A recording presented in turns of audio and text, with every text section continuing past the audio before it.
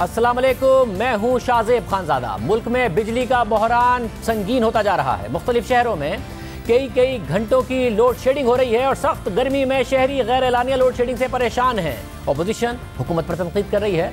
खुद हुकूमती अरकान बढ़ती लोड शेडिंग की शिकायत कर रहे हैं और एहतजाज कर रहे हैं और असेंबली में सवाल उठा रहे हैं। अपनी हुकूमत पर ही तनकीद कर रहे हैं। शदीद गर्मी में लोड शेडिंग से स्कूल के बच्चे भी मुतासिर हो रहे हैं। इस्लामाबाद के सरकारी स्कूल में आज सख्त गर्मी में बिजली ना होने से 25 बच्चे बेहोश हो गए और उनकी नाक से खून आना शुरू हो गया, जिसके बाद स्कूल इंतजामिया को स्कूल बंद करना पड़ा। और इसके अलावा नेपरा ने भी मुल्क भर में इजाफी लोड शेडिंग का नोटिस ले लिया है कि इलेक्ट्रिक समेत तमाम बिजली की तकसीमकार कंपनियों के CEOs को जुमे को तलब कर लिया है और इस गैर एलानिया लोड शेडिंग पर वजाहत मांग ली है। जबकि नेपरा का कहना है कि तमाम तकसीमकार कंपनियां सारिफीन को बिला तात्तुल बिजली फराहम करने की पाबंद हैं। साथ ही अपोजिशन तनकीद कर रही है कि जब मुल्क में डिमांड है, ज़्यादा बिजली मौजूद है, तो फिर लोड शेडिंग क्यों हो रही है। आज नून लीग की नायब सदर मरियम नवाज ने कहा कि हुकूमत की नाअहली की वजह से मुल्क में 22 घंटों की लोड शेडिंग हो रही है।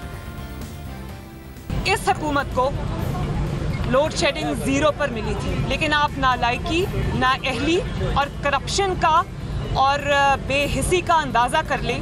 मतलब इसके लिए इतनी बड़ी नालायकी चाहिए कि जिसकी तारीख में कभी मिसाल नहीं मिलती कि 0 लोड शेडिंग आपको मिली और आपने आज उसको अपनी नालायकी और नाअहली से इस 50 डिग्रीज में आपने उसको 22 घंटे की लोड शेडिंग पर पहुंचा दिया। सिर्फ अपोजिशन ही नहीं, खुद हुकूमती अरकान भी शिकायत कर रहे हैं। गुज़िश्ता रोज़ तहरीक इंसाफ के खैबर पख्तूनख्वा से रुकने कौमी असम्बली नूर आलम खान ने असम्बली के फ्लोर पर कहा कि मुल्क में 22 घंटे तक लोड शेडिंग हो रही है। जनाब स्पीकर साहब, जी मैं मिनिस्टर साहब को मेरे ख्याल में मेरे भाई हैं, लेकिन इनको पता नहीं है। मैं इनको बताना चाहता हूं कि इनके जो जितने भी पेस्को के या हेस्को के या क्वेस्को के, चाहे कोयटा है चाहे वो सिंध में है, सारे सर झूठ बोल रहे हैं इनके साथ। इनको बताना चाहिए कि इनको पता होना चाहिए कि बिजली की लोड शेडिंग 12 घंटे नहीं है सर, 24 और 22 घंटे चलती है। आधे घंटे के लिए बिजली छोड़ी, वो पेशावर में भी, कोयटा में भी, हर जगह पे। सर अगर सवाबी में जाए, ये मर्दान के मिनिस्टर साहब हैं, इनसे भी पूछिएगा, हल्फन इनसे पूछिएगा कि इनके हल्के में भी लोड शेडिंग होती है या नहीं है। ये सर इनसे भी पूछिएगा। कोई एरिया ऐसे नहीं है जहां पे लोड शेडिंग नहीं हो रही हो।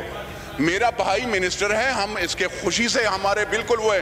वो दूसरे भी हमारे वो जो मिनिस्टर थे वो जो चले गए हैं, लेकिन इसका ये मतलब नहीं है कि यहाँ पे कोई गलत बयानी करेगा। पाकिस्तानी अवाम, चाहे वो कोयटा से हो, चाहे वो सक्कर से हो, चाहे हैदराबाद, चाहे कराची से हो, चाहे वो पंजाब से हो, चाहे वो गिलगित बल्तिस्तान हो या कश्मीर हो या खैबर पख्तूनख्वा हो, वहाँ पे बिजली देंगे सर। और मैं और कुछ नहीं, अगर नहीं करेंगे सर, हम सारे इंशाअल्लाह एहतजाज करेंगे। नूर आलम को जवाब देते हुए वफाकी वजीर हम्माद अजहर ने सूरत हाल की जिम्मेदारी साफ हुकूमतों पर डाल दी।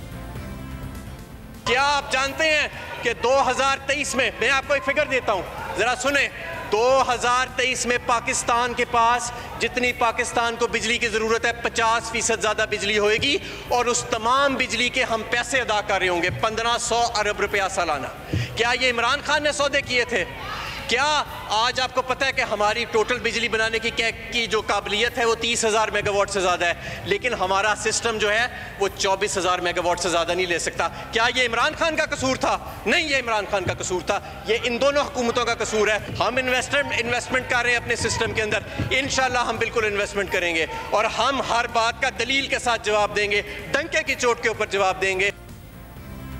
हुकूमत गुज़िश्ता हुकूमत पर ज़्यादा बिजली पैदा करने की जिम्मेदारी भी डाल रही है, फिर मुल्क में लोड शेडिंग भी हो रही है। असेंबली के साथ साथ खैबर पख्तूनख्वा में हुकूमती अरकान असेंबली सड़क पर भी एहतजाज कर रहे हैं। पेशावर से ताल्लुक़ रखने वाले रुकन खैबर पख्तूनख्वा असेंबली फजल इलाही आज भी ग्रिड स्टेशन में ज़बरदस्ती दाखिल हो गए और ज़बरदस्ती अपने इलाके की बिजली बहाल कर दी। इससे पहले वो हफ्ते को भी दर्जनों अफराद के साथ ग्रिड स्टेशन में ज़बरदस्ती दाखिल हुए थे और अपने इलाके की बिजली बहाल कराई थी और एहतजाज कर रहे थे। शहरी परेशान हैं, हुकूमती अरकान भी शिकायत कर रहे हैं, एहतजाज कर रहे हैं। वज़ारत तवानाई ने एक ट्वीट के जरिए मौक़िफ़ इख्तियार किया कि मुल्क भर में शदीद गर्मी की वजह से बिजली का इस्तेमाल काफ़ी बढ़ गया है, जिसकी वजह से बिजली तकसीमकार सिस्टम में लोकल फॉल्ट्स भी मामूल से बढ़ गए हैं। तमाम डिस्कोस को हिदायत जारी कर दी गई है कि इजाफी अमले की तैनाती समेत ट्रांसफार्मर्स और दीगर ज़रूरी आलात की फराहमी को यकीनी बनाया जाए। इसे 4 घंटे पहले वज़ारत तवानाई ने ट्वीट किया था कि तरबेला और मंगला से इस वक्त 3,300 मेगावाट की कम बिजली पैदा हो रही है, जो कि कुछ दिनों में बहाल हो जाएगी। इस वक्त मुल्क की कुल बिजली की डिमांड 24,100 मेगावाट है, जबकि सिस्टम में मौजूद बिजली की पैदावार 22,600 मेगावाट है और शॉर्टफॉल 1,500 मेगावाट है। इस सूरत हाल पर साबिक वज़ीर ख़जाना मिफ्ता इस्माइल ने ट्वीट किया कि तहरीक इंसाफ तो कहती थी कि नून लीग ने ज़रूरत से ज़्यादा बिजली पैदा कर दी है, सारा साल महंगी तरीन LNG खरीद कर डीजल से महंगी बिजली पैदा करके सर्कुलर डेट में अरबों रुपए का इजाफा कर दिया, और अब तहरीक इंसाफ की हुकूमत कह रही है कि बिजली का शॉर्टफॉल है। अगर झूठ बोलना इतना ही ज़रूरी है तो अपने झूठ तसलसल में बोलें। फिर हम्माद अजहर ने बताया कि इस वक्त लोड शेडिंग बिजली की कमी की वजह से नहीं है। 3 से 4 दिनों के अंदर तरबीला डैम की तमाम 3000 मेगावाट बिजली वापस आ जाएगी, और उसके अलावा कुछ हमारे टेक्निकल आउटेजेस हुए हैं जिसकी वजह से जो बिजली का नुकसान हुआ है उसको हम दूसरे प्लांट से आज रात तक रिप्लेस कर देंगे इंशाल्लाह ताला। मैं आपको ये भी बताना चाहूँगा इस लोड शेडिंग की वजह कतन ये नहीं है कि कोई कैपेसिटी का इशू है। कैपेसिटी हमारे पास ज़रूरत से ज़्यादा है और पूरा साल रहती है, और पूरा साल हज़ारों मेगावाट ऐसे हैं जो हम नहीं इस्तेमाल करते, लेकिन पुराने मुआहदों के बाइस हमें उनकी मुकम्मल रकम जो है वो किराए के तौर पे अदा करनी पड़ती है। अब यहाँ ये सवाल भी उठता है कि 22,600 मेगावाट की पैदावार और 24,100 मेगावाट की डिमांड पर ही सिस्टम में अगर फॉल्ट आ गए तो तहरीक इंसाफ ने ट्रांसमिशन और डिस्ट्रीब्यूशन पर क्या काम किया है, क्योंकि नून लीग का दावा है कि हमने अपने दौर में 23,000 मेगावाट बिजली फराम करने की सलाहियत हासिल कर ली थी। 29 जुलाई 2020 को खुद वफाकी वज़ीर असद उमर ने ट्वीट किया था और बताया था कि 23,116 मेगावाट पैदा करने का एक नया रिकॉर्ड बनाया गया है। उन्होंने मजीद लिखा कि हालांकि तहरीक इंसाफ की हुकूमत आने से पहले जुलाई 2018 में 20,811 मेगावाट की तरसील हुई थी। अगर गुज़िश्ता बरस 23,116 मेगावाट बिजली पैदा हुई थी तो इस साल 22,600 मेगावाट पर ही फॉल्ट्स आना क्या इस बात को साबित नहीं करता कि बिजली नून लीग पैदा कर गई थी और तहरीक इंसाफ अब भी ट्रांसमिशन और डिस्ट्रीब्यूशन के निज़ाम में मतलूबा बेहतरी नहीं ला पाई है? पहले उमर अयूब और अब हम्माद अजहर दावा कर रहे हैं कि हम ट्रांसमिशन और डिस्ट्रीब्यूशन पर सरमायाकारी कर रहे हैं। गुज़िश्ता हुकूमत ने ट्रांसमिशन और डिस्ट्रीब्यूशन में सरमायाकारी नहीं की थी उनके मुताबिक। इस दावे के लिए नेपरा की रिपोर्ट से हकाइक आपके सामने रखते हैं। नेपरा की साल 2020 की स्टेट ऑफ इंडस्ट्री रिपोर्ट के मुताबिक साल 2018-19 यानी इस हुकूमत के पहले साल में NTDC के सिस्टम में 47.4 अरब रुपए की सरमायाकारी हुई, मगर गुज़िश्ता हुकूमत के आखिरी 2 सालों में यानी 2016-17 में 44.1 अरब रुपए और 2017-18 में 42.3 अरब रुपए की सरमायाकारी हुई। यानी नेपरा के अंदाज़ो-शुमार हुकूमत के दावे के बरक्स हैं। नून लीग ने शुरू में ट्रांसमिशन और डिस्ट्रीब्यूशन पर कम तवज्जो दी, बिजली पैदा करने पर ज़्यादा तवज्जो दी, मगर जब बिजली पैदा हो गई थी तो भी तहरीक इंसाफ ट्रांसमिशन और डिस्ट्रीब्यूशन को नून लीग के मुकाबले में बेहतर नहीं कर पाई। तमाम ममालिक अपनी बिजली पैदा करने और उसकी तकसीम की सलाहियत अपनी पीक डिमांड यानी ज़्यादा से ज़्यादा डिमांड के हिसाब से करते हैं। अब पाकिस्तान में बिजली तो पीक डिमांड के हिसाब से दस्तयाब है, मगर तकसीम करने की सलाहियत नहीं है। पहले हुकूमत के अपने मुआशी सर्वे से आदाद-ओ-शुमार आपके सामने रखते हैं। 2017-18 के मुआशी सर्वे के मुताबिक फरवरी 2018 में पाकिस्तान की इंस्टॉल कैपेसिटी 29,573 मेगावाट पर पहुंच चुकी थी, जो 2012-13 में महज 22,812 मेगावाट थी। यानी इसमें 30% का इजाफा फरवरी 2018 तक हो चुका था। फिर फरवरी के बाद तेजी से मजीद प्लांट्स ने काम करना शुरू किया और इस हुकूमत के 2019-20 के मुआशी सर्वे के मुताबिक बिजली की इंस्टॉल कैपेसिटी अप्रैल 2019 में 33,452 मेगावाट और फिर अप्रैल 2020 में 35,972 मेगावाट पर पहुंच चुकी थी। यह खुद इस हुकूमत का अपना मुआशी सर्वे कह रहा है। तो जब 36,000 मेगावाट की कैपेसिटी मौजूद है तो हुकूमत क्यों 24,100 मेगावाट की डिमांड पूरी नहीं कर पा रही है? इसके लिए नेपरा की साल 2019 की स्टेट ऑफ इंडस्ट्री रिपोर्ट से मजीद हकाइक आपके सामने रखते हैं कि क्या बिजली की पीक डिमांड के अंदाजे थे और हुकूमत ने फिर क्या किया। इस रिपोर्ट के मुताबिक साल 2021 में पाकिस्तान की इंस्टॉल कैपेसिटी 42,008 मेगावाट होगी, मगर ये कैपेसिटी होगी, इसमें बिजली पैदा करने की सलाहियत 30,582 मेगावाट होगी। जबकि इस रिपोर्ट के ही मुताबिक 2021 में पाकिस्तान की पीक डिमांड 29,325 मेगावाट होगी। यानी सिस्टम में डिमांड पूरी करने के लिए न सिर्फ बिजली पूरी मौजूद होगी बल्कि इसके अलावा 1257 मेगावाट फालतू बिजली भी होगी। मगर गुज़िश्ता 3 सालों में बिजली की डिमांड में मतलूबा इजाफा नहीं हो सका, मगर बिजली पैदा करने की सलाहियत में ज़रूर इजाफा होता रहा। जैसा कि आप नेपरा की रिपोर्ट में देख सकते हैं कि बिजली की खपत में 2016-17 में 6.44% इजाफा हुआ, 2017-18 में 13.2% इजाफा हुआ, मगर तहरीक इंसाफ की हुकूमत के पहले साल में 2018-19 में बिजली की खपत में महज 1.39% का इजाफा हुआ। फिर साल 2019-20 में भी बिजली की खपत में कमी का सामना रहा और फिर इस माली साल के 10 माह में आरिफ हबीब लिमिटेड की रिपोर्ट के मुताबिक बिजली की खपत में 6.5% का इजाफा हुआ है। यानी बिजली की खपत बिजली की पैदावार के हिसाब से तहरीक इंसाफ के दौर में नहीं बढ़ सकी। मगर सवाल ये उठता है तो क्या वजह है कि बिजली की पीक डिमांड का 2021 के लिए 29,325 मेगावाट का अंदाज़ा लगाया गया, मगर हुकूमत आज 24,100 मेगावाट की डिमांड भी पूरी नहीं कर पा रही है। और अगर तैयारी 29,325 मेगावाट की फराहमी की थी, मगर 22,600 मेगावाट की फराहमी पर ही सिस्टम में फॉल्ट क्यों आ रहे हैं और आवाम को शदीद लोड शेडिंग का सामना क्यों करना पड़ रहा है। हुकूमत में आने के बाद भी तहरीक इंसाफ ये दावे कर रही थी कि बिजली के कारखाने सही नहीं लगाए गए, तो हमने उस वक्त भी वज़ीर तवानाई उमर अयूब के सामने सवाल रखा कि नून लीग बिजली पैदा कर गई है, अब आपका काम ट्रांसमिशन और डिस्ट्रीब्यूशन पर काम करना है। अब 11,000 मेगावाट उनका दावा है, उन्होंने लगाया। आप होते तो आपको भी लगानी पड़ती, तो बिजली की शॉर्टेज तो थी ना पाकिस्तान में। आप क्या करते? 1300 मेगावाट का जो हब पावर आ रहा है वो आप डील ना करते, 3,600 मेगावाट के LNG प्लांट्स आप ना लगाते, जामशोरो का जो 660 मेगावाट आ रहा है आप ना लगाते, बिन कासिम का 1320 मेगावाट ना लगाते, साहिवाल का 1320 मेगावाट लोकेशन पर आपको एतराज़ है ना लगाते, कुछ और करते। तो वो क्या करते आप? क्योंकि कैपेसिटी तो पाकिस्तान को चाहिए थी ना, उसमें डिप्रिसिएशन तो होती, आप क्या करते?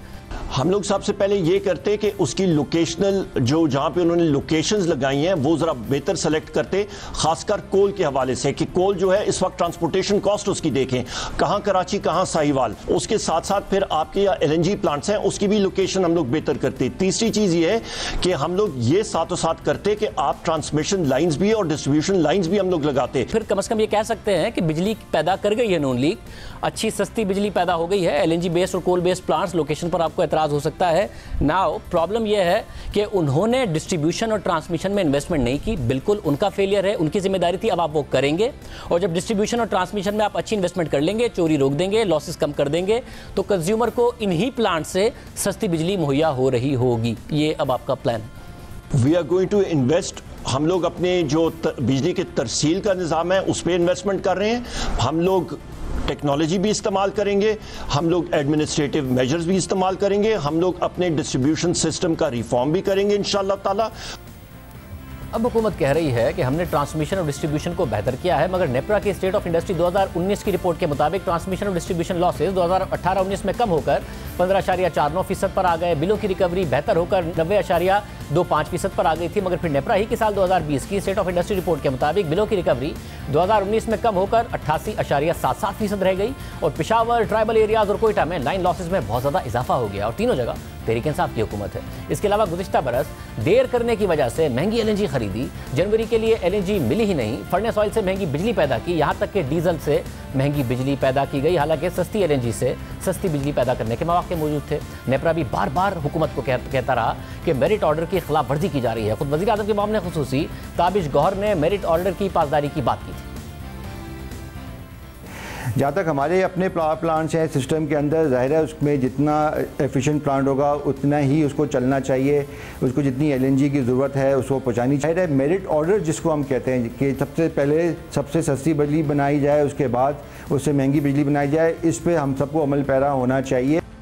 नेपरा की स्टेट ऑफ इंडस्ट्री रिपोर्ट 2020 के सफ़ा नंबर 15 पर लिखा है कि सस्ते और एफिशिएंट LNG प्लांट्स को पूरी तरह इस्तेमाल करने के बजाय महंगे और इनएफिशिएंट प्लांट से महंगी बिजली पैदा की गई। नेपरा की रिपोर्ट के मुताबिक सस्ती बिजली पैदा करने के लिए सबसे एफिशिएंट पावर प्लांट्स को ज़्यादा से ज़्यादा कैपेसिटी पर चलाना ज़रूरी है, मगर ये बार बार देखा जा रहा है कि या तो एफिशिएंट पावर प्लांट्स को चलाया ही नहीं जा रहा या फिर कम चलाया जा रहा है और उनकी जगह कम एफिशिएंसी वाले प्लांट्स को चलाया जा रहा है, जिसकी वजह से फी यूनिट बिजली की लागत बढ़ रही है। ना सिर्फ एफिशिएंट पावर प्लांट्स को कम इस्तेमाल किया जा रहा है, बल्कि सस्ती गैस कम एफिशिएंसी वाले प्लांट्स को दी जा रही है, जिससे ना सिर्फ मुल्क सस्ती बिजली से महरूम हो रहा है, बल्कि एफिशिएंट पावर प्लांट्स की कैपेसिटी इस्तेमाल ना करके कैपेसिटी पेमेंट के बोझ में भी इजाफा किया जा रहा है। हुकूमत इल्ज़ाम लगाती है कि नून लीग ने महंगे प्लांट्स लगाए, मगर गुज़िश्ता हफ्ते स्टेट बैंक के जारी करदा दूसरी सहमाही रिपोर्ट में लिखा है कि LNG की वजह से पाकिस्तान की बिजली की पैदावारी लागत में कमी आई है और 2017 से 2020 के 3 सालों में 234 अरब रुपए की बचत हुई है। तहरीक इंसाफ की हुकूमत आने के बाद 2018-19 की स्टेट बैंक की पहली तिमाही की रिपोर्ट की तरफ जाएं तो उसके मुताबिक दरामदाद में 22.7% की कमी में पेट्रोलियम मसनूआत ने 1/3 किरदार अदा किया है। फर्नेस ऑयल की दरामदाद का कम होना और बिजली बनाने के लिए दरामदी कोयले के बजाय अपने कोयले के इस्तेमाल से दरामदाद में कमी हुई है। इसकी वजह 2019 में थर में लोकल कोयले से 660 मेगावाट के पावर प्रोजेक्ट का फाल होना है। इसकी वजह से कोयले से बिजली की पैदावार में 45% का इजाफा हुआ। इसके साथ साथ LNG से बिजली की पैदावार ने फर्नेस ऑयल से बिजली की पैदावार में कमी की जगह ले ली है। यानी खुद स्टेट बैंक की रिपोर्ट के मुताबिक करंट अकाउंट खसारे में कमी और सस्ती बिजली पैदा करने का क्रेडिट गुज़िश्ता हुकूमतों को जाता है। क्या वजह है कि बिजली मौजूद है और हुकूमत तरसील नहीं कर पा रही है? वज़ीर आज़म के मामले खुसूसी बराए तवानाई ताबिश गौहर हमारे साथ मौजूद। ताबिश गौहर साहब बहुत शुक्रिया। 24,100 मेगावाट की डिमांड है, आप लोग कहते हैं बहुत ज़्यादा कैपेसिटी पैदा कर गई, 3,300 मेगावाट का शॉर्टफॉल अगर तरबेला की वजह से आया है, तो क्यों नहीं आप फौरी तौर पर मीट कर पाए? आपके अपने रहनुमा इस वक्त एहतजाज कर रहे हैं। शायद पिछले 48 घंटे में तकरीबन शॉर्टफॉल औसतन 1000 मेगावाट रहा है। तरबेला के जो टनल 3 और 4 जिस पे मुरम्मत का काम पिछले कई महीनों से जारी था, वो हम तवक्को कर रहे थे कि पिछले माह के आखिर तक आ जाएगा। आज मेरी चेयरमैन वाबराज से बात हुई है, उन्होंने इस बात की तस्दीक की है कि अगले 3 से 5 रोज में इंशाल्लाह ये वापस निज़ाम में शामिल हो जाएगा। इसके बाद 2-4 चीजें और हो गई जो कि बिला तवक्को थी। आपको मालूम है ट्रेन का बहुत बड़ा हादसा हुआ, उसकी वजह से कोयला जो ट्रेन के जरिए जाता है बिलखसूस साहिवाल प्लांट को, उसमें वो मुतासर हो गया। फिर गैस की भी थोड़ी बहुत कमी रही। आज हमने 100 MMCFD गैस बढ़ा दी है। जैसे आपको मालूम है हमने 2 टर्मिनल तो लगा दिए लेकिन गैस स्टोरेज नहीं बनाई, और जो मजीद कराची से लाहौर गैस पाइपलाइन बननी थी उस पर जो काम नहीं हुआ, उसकी वजह से भी जो हमारे RLNG पे प्लांट चलने चाहिए वो उसके मुताबिक नहीं चले जितनी कि उनकी पैदावारी सलाहियत है। और इसके साथ साथ कराची को आपको मालूम है मजीद 550 मेगावाट दे रहे हैं, मजमूई तौर पे 1200 मेगावाट। 650 मेगावाट तो पिछले 5 साल से हम बगैर मुआवजे के दे रहे थे, मजीद 550 मेगावाट कराची के वाहन को दे रहे हैं। वो भी एक अहम पहलू है। तो कई वजूहात थी, हीट वेव आ गई, इसकी वजह से ये आर्जी तौर पे ये खसारे के सामना है। मुझे पूरी उम्मीद है कि इंशाल्लाह कल तक ये मामला हल हो जाएगा और ये जो खसारा है ये कम हो जाएगा और जैसी तरबेला आ जाएगा।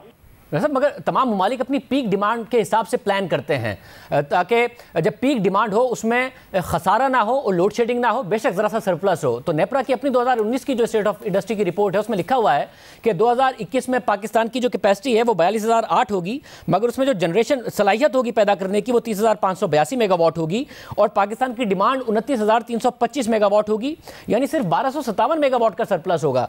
तो अगर 29,000 मेगावाट की सप्लाई मौजूद है तो क्या वजह है कि आप फिर भी कभी डीजल से नवंबर दिसंबर में बिजली पैदा कर रहे होते हैं, हालांकि मेरिट ऑर्डर में डीजल सबसे आखिर में आता है और उसके बावजूद आप सस्ती की जगह महंगी बिजली पैदा कर रहे होते हैं। अभी अगर हीट वेव आई है कि इलेक्ट्रिक को ज़्यादा देनी पड़ गई है तो आपके पास बिजली नहीं है। अगर तरबेला में 3,300 मेगावाट कम पड़ गए, इतनी बिजली मौजूद है फिर भी नहीं आप दे पा रहे हैं। देखिए इस वक्त जो इंस्टॉल डीरेटेड कैपेसिटी है वो तकरीबन 32,000 मेगावाट है, लेकिन इंस्टॉल कैपेसिटी और अवेलेबल कैपेसिटी में अक्सर फ़र्क होता है। मिसाल के तौर पर रात को ज़ाहिर सूरज नहीं होता तो शमसी तवानाई पर चलने वाले प्लांट्स जो हैं वो रात को मुहैया नहीं होते। इस तरह सुबह और दिन के औकात में हवा की रफ्तार कम होती है और उस वक्त जो हवा से चलने वाले बिजली के घर हैं उनकी पैदावारी सलाहियत कम हो जाती है। इसी तरह जो पानी से चलने वाले बिजली घर हैं उसमें उतराव चढ़ाव आता रहता है। इर्सा अक्सर पानी की जो फ्लो है उसको रेगुलेट करता है, उसकी वजह से पन बिजली के जो घर हैं उनकी पैदावारी सलाहियत मुतासर हो जाती है। तो बहुत से अवामिल हैं जो कि शामिल होते हैं बिजली की तलब और पैदावार के इक्वेशन में, और ये जो पिछले 48 घंटे में हुआ यकीनन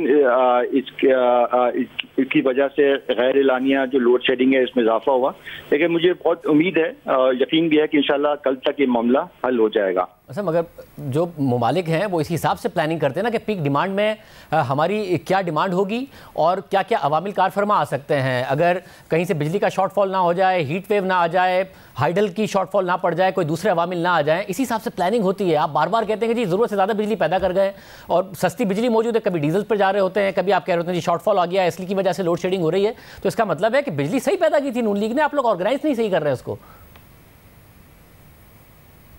देखिए इस वक्त जो तेल से चलने वाले बिजली के कारखाने तकरीबन 3,300 मेगावाट के हैं, वो आज इस्तेमाल हो रहे हैं क्योंकि ज़ाहिर है हम चाहते हैं कम से कम बिजली की गैर एलानिया लोड शेडिंग हो। लेकिन जब हम एक्सेस कैपेसिटी की बात करते हैं शाहजेब, वो आपको याद रखना चाहिए कि हर माह इसकी अदायगी होती है, चाहे वो अवेलेबल हो या ना हो। लेकिन क्योंकि टेक और पे की बुनियाद पे ये मुआहदे किए गए, हमारा ये कहना है कि ये महंगे मुआहदे थे, उसकी अदायगी होती है, इसकी वजह से गर्दिशी कर्जा बढ़ता है। गर्दिशी कर्जा जब बढ़ता है तो बिजली के नरखों में भी इजाफा होता है और गर्दिशी कर्जे की वजह से लिक्विडिटी भी अक्सर चोक हो जाती है। ये एक अमर है जिसको समझना चाहिए। इसकी वजह से जब अदायगियों में ताखीर होती है तो फिर जो ईंधन की फराहमी है वो भी मुतासर होती है, जिसकी वजह से कैपेसिटी तो अवेलेबल होती है लेकिन ये कि वो चल नहीं पा रही होती मुकम्मल तौर पे। तो बहुत से अवामिल होते हैं जो कि कारफरमा होते हैं और इसकी वजह से ऊंच नीच आ जाती है। लेकिन इंशाल्लाह ये जो हालिया जो 48 घंटे में जो ये मसला है इंशाल्लाह ये तय पा जाएगा जल्द अज जल्द। ताबिश साहब, जब आपके अपने पार्लियामेंटेरियन भी तहरीक इंसाफ की तनकीद कर रहे हैं कि घंटों की लोड शेडिंग है, तो सर्कुलर डेट में तो इजाफा ही होगा, कैपेसिटी पेमेंट में भी इजाफा होगा, क्योंकि कैपेसिटी पेमेंट आपने देनी है, मगर डिमांड के बावजूद अगर आप बिजली सप्लाई नहीं करेंगे तो उस पर हुकूमत कमा नहीं पाएगी, जिसकी वजह से सर्कुलर डेट भी बढ़ेगा, कैपेसिटी चार्जेस भी आप पे करते रहेंगे। तो सस्ती बिजली के एवेन्यूज मौजूद हैं, उससे बिजली पैदा कीजिए और बिजली फराहम कीजिए, लोड शेडिंग कम कीजिए ताकि कैपेसिटी पेमेंट्स आपको का बोझ इतना बड़ा ना हो और सर्कुलर डेट ना बने। नहीं, देखिए जो रेवेन्यू बेस्ड लोड शेडिंग होती है वो तो पिछले 10 साल से उस पॉलिसी पे मुख्तलिफ हुकूमतें कार फरमा है और हमारी हुकूमत भी, ये इस हवाले से तो कोई इजाफा नहीं हुआ है, लेकिन कोई गर्मी की शिद्दत में इजाफा हुआ तो लोगों को शायद एहसास ज्यादा हो रहा है। मैं इस बात की तायद करता हूँ कि पिछले 48 घंटे में गैर एलानी लोड शेडिंग में यकीनन इजाफा हुआ है, लेकिन उसके जो वामिल हैं मैंने आपको बताए। लेकिन जो बुनियादी मसला वही है कि सर्दियों में जब बिजली की तलब गिर के 10,000 मेगावाट जाती है, उस वक्त भी 32,000 मेगावाट की कैपेसिटी पेमेंट हम कर रहे होते हैं। तो ये एक गर्दिशी कर्जे में इजाफे की बुनियादी वजह है जिसका खमियाजा हम कोई साल भुगतते हैं। लेकिन जाहिर है गर्मियों में जब तलब बढ़ जाती है, इस वक्त औसतन जो तलब है हमारी बिजली की वो 24,000 मेगावाट है। पिछले 48 घंटे में जो बिजली फराहम हो रही है वो 23,000 मेगावाट है, तो 1000 मेगावाट का शॉर्टफॉल आया है, लेकिन अगले 2-4 रोज में ये वापस हम एक्सेस में चले जाएंगे। उम्मीद करते हैं ऐसा ही हो। बहुत शुक्रिया। ताबिश गौहर साहब हमारे साथ मौजूद थे। प्रोग्राम में ब्रेक शामिल करते हैं, मज़ीद आपको बात करेंगे।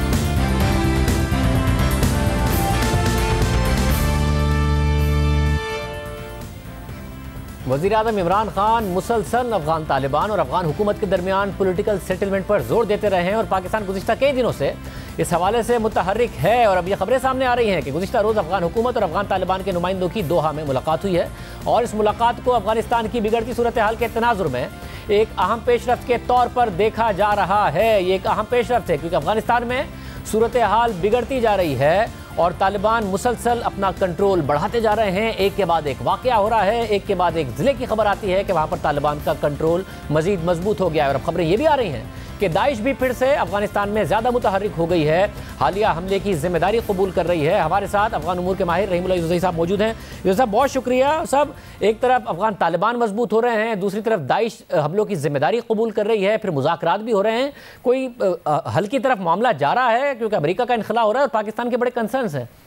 देखें, अमरीकी इनखला तो जारी है, उसमें तेज़ी भी आ गई है, लेकिन साथ ही तशद्दुद की कार्रवाइयों में इजाफा भी हुआ है। और आप देखें कि ये तालिबान के ज़राए कह रहे हैं कि 20 से ज़्यादा ज़िली हेडकोार्टर्स के ऊपर उन्होंने कब्ज़ा कर लिया, करारगाहों के ऊपर कब्ज़ा कर लिया। ख़ुद अफगान एहलकार और उनके मुंतखब नुमाइंदे कह रहे हैं कि कई शहरों में मुहासरा करने जा रहे हैं। तो मेरे ख्याल में ये सूरत हाल बड़ी तशवीशनाक है। और इसमें जो आपने जिक्र भी किया कुछ हमलों का, एक तो ये हमला जो हुआ है ये आप देखें वो बेचारे डी माइनिंग का काम करने वाले हेलो ट्रस्ट एक इदारा है, कई सालों से वो माइन साफ कर रहा है अफगानिस्तान में, उनके ऊपर रात को हमला हुआ। और ये कहा जा रहा है जो ऐनी शाहिद हैं जो सरवाइव किया है वो कह रहे हैं कि जो हमला आवारे थे उनके चेहरे छुपे हुए थे और वो पूछ रहे थे कि यहाँ आप में हज़ारा कौन है। हज़ारा तो आपको पता है कि अल तशी है, तो इसलिए दाइश वाली बात समझ में आती है और मेरे ख्याल में दाइश ने जिम्मेदारी भी कबूल कर ली है। तो ये एक बड़ी ही पेचीदा सूरत हाल है। और ख़ुद हेलो ट्रस्ट के सरबराह जो है जो कि अंग्रेज़ हैं वो कह रहे हैं कि तालिबान ने तो हमसे ताउन किया, हमारी मदद को आए, लेकिन अफगान हुकूमत ने जल्दी ही ये इल्ज़ाम लगा दिया कि ये तालिबान ने हमला किया है। तो ऐसे भी सूरत हाल है, इल्ज़ाम तराशी भी हो रही है, आपस में एतमाद का फुकदान है। लेकिन ये आपने जो कहा खुशाइन बात है कि चलें कुछ अरसे के बाद दोहा में फिर मुज़ाकरात शुरू हुए। परसों एक मुलाकात हुई थी। वैसे मगर इस मुलाकात के कोई सेटलमेंट हो पाएगी? पाकिस्तान के बहुत ज़्यादा खदशात हैं। आपको लग रहा है जिस तरह अफगान तालिबान मजबूत होते जा रहे हैं वो अफगान हुकूमत के साथ कोई सेटलमेंट कर लेंगे? क्योंकि इसमें तो अभी जो अहम इशू है सामने इनके, वो तो एजेंडे को इन्होंने फाइनल करना है। एजेंडा फाइनल नहीं हो सका। ये 12 सितंबर से बैनुल अफ़गान मुज़ाकरात हो रहे हैं, सिर्फ रूल ऑफ प्रोसीजर या कोड ऑफ कंडक्ट के ऊपर इत्तेफाक राय हुआ है कि बातचीत कब करनी है, किस वक्त करनी है, नमाज कब करनी है, खाना कब खाना है और किस तरह बात करनी है, कौन बात करेगा। लेकिन एजेंडे के ऊपर इख्तलाफ राय है। अफ़गान हुकूमत चाहती है कि एजेंडे में सबसे अहम नुक्ता फायरबंदी का हो। तालिबान कहते हैं कि नहीं, पहले जो अफ़गानिस्तान का आइंदा का निज़ाम है, शरई निज़ाम, उसके बारे में बात करें। तो वो एजेंडे को अगर ये फाइनल कर लें अगले कुछ दिनों में या हफ्ते में, तो फिर बाज़ाब्ता मुज़ाकरात शुरू होंगे। बहुत शुक्रिया रमील साहब की गुफ्तगू आपने सुनी। प्रोग्राम में ब्रेक शामिल करते हैं, उसके बाद जिक्र होगा मरियम नवाज साहिबा हो या नून लीग, भरपूर तनकीद कर रही थी पाकिस्तान पीपल्स पार्टी पर। आज सवाल हुआ मरियम नवाज से तो उन्होंने कहा कि कोई और सवाल करें, पीपल्स पार्टी मेरा टारगेट नहीं है। क्या शहबाज शरीफ ने मुदाखलत करके मना किया है पार्टी के रहनुमाओं के पीपल्स पार्टी पर तनकीद नहीं करनी है, क्योंकि असेंबली में तो बिलावल भुट्टो, जरदारी और एहसन इकबाल भी आमने सामने आ गए थे। हालांकि कहा गया था कि असेंबली में हम मिलकर अपोजिशन करेंगे। बात करेंगे तफसील से एक ब्रेक के बाद।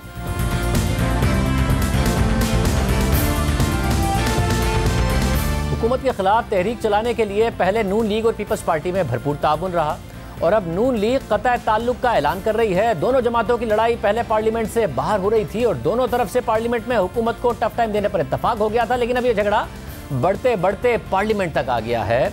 गुज़िश्ता दिनों बिलावल भुट्टो जरदारी और एहसन इकबाल आमने सामने आ गए और बिलावल भुट्टो जरदारी ने एहसन इकबाल पर तनकीद की। एहसन इकबाल साहब ने ट्वीट करके जवाब दिया और आज नून लीग की नायब सदर मरियम नवाज ने पीपल्स पार्टी से मुतालिक सवाल पर कहा कि पीपल्स पार्टी मेरा हदफ नहीं है और मेरा उनसे मुकाबला नहीं है, इसके अलावा कोई और बेहतर सवाल है तो करें।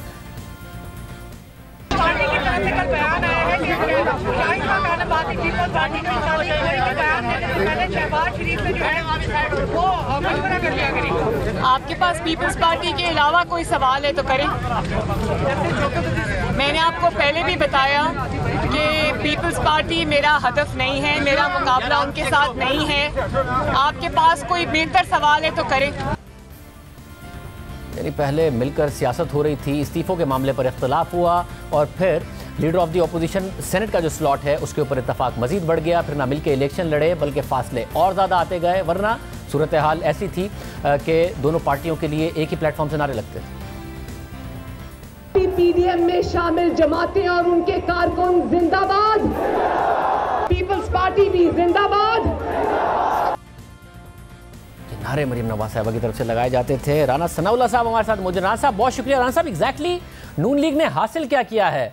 इस्तीफों के मामले पर आप लोग अलग हुए, उसके बाद पीपल्स पार्टी इतनी नाराज हुई कि बिल्कुल ही बाहर हो गई और आप ना लॉन्ग मार्च कर पाए, आपका इलेक्शन का जो इत्तेहाद था वो नहीं हुआ, तो मिफ्ता इस्माइल और हार गए, आपका और नुकसान हुआ पीपल्स पार्टी के हाथों। तो आप लोगों ने क्या जज्बात में आके पीपल्स पार्टी पर तनकीदें शुरू कर दी थी? अब आपको एहसास हो रहा है कि हमने गलत किया था, इसलिए उसके बारे में बात भी नहीं करना चाहते। पीडीएम को आप लोगों ने अलग हर्ट कर दिया, इस्तीफों के मामले पर इख्तलाफ हुआ था, ना लॉन्ग मार्च हुआ ना जलसे। देखें, इसमें हमारी ये सोच थी कि जो लॉन्ग मार्च है, वो लॉन्ग मार्च जो है उसके आखिर में अगर उसको इस्तीफ़े दे के पूरी अपोजिशन बाहर आती है तो उसका रिज़ल्ट जो है वो मरतब होगा। लेकिन बहरहाल पीपल्स पार्टी ने उससे इत्तफाक नहीं किया और वो मरहला जो है वो नहीं हो सका। अब इसमें मामला ये है कि पीपल्स पार्टी के ख़िलाफ़ बात करना जो है वो पीटीआई को या हुकूमत को रिलीफ देने के मुतरादिफ है।